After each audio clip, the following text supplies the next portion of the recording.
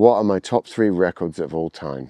So for me, I don't know whether to pick them because they were defining moments when I heard them and they changed my approach to things, or if they're just my most listened to things where I go. So I'll pick the defining moments. Neurosis Times of Grace. I was in Pennsylvania on a bike trip, and a friend of mine, Chris, had a Times of Grace poster on his wall, and I was like, what the fuck is that? This art's incredible. And he's like, oh, I'll put it on. And put it on, and I was like fucking blown away. Everything there was like just incredible. And then that same trip, we drove 8 hours from across Pennsylvania, and we only had 2 CDs in the car. We had Converge Petitioning the Empty Sky and a compilation from this Canadian band called New Day Rising. And both bands I like to this day, but the Petitioning the Empty Sky CD, when that came on, I had never heard anything like it.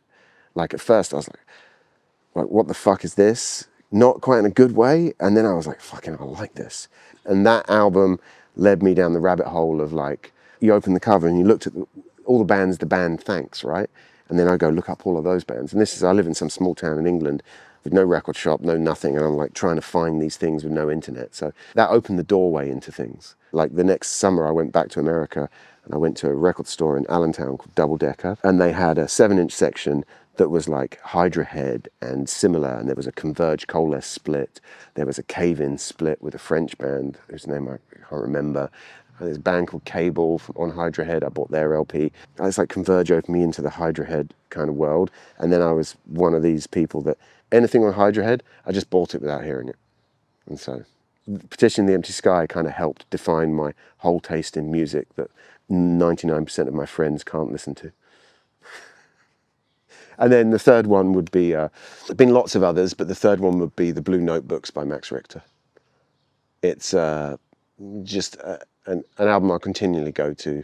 I saw him play it live and it made me cry at the end of it. It was fucking just so beautiful. And there's a bunch of those songs on that record have been in films, so people would have heard them. But there's a certain song called On the Nature of Daylight. When he plays it live, he quite often talks about it, and he talks about writing that music because he wanted to make a piece of music that gave him a space to think. And that concept informed my art for wanting to create visual art that creates like a space that doesn't really exist.